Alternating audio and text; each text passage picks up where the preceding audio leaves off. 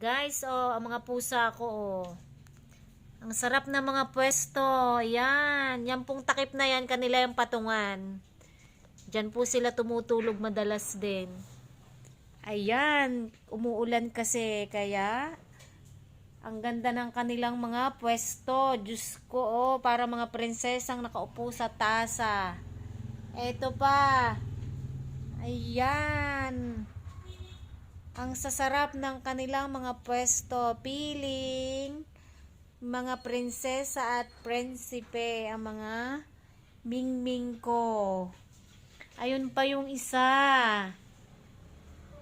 Ang sarap ng hapon, parang manok na nakalimlim.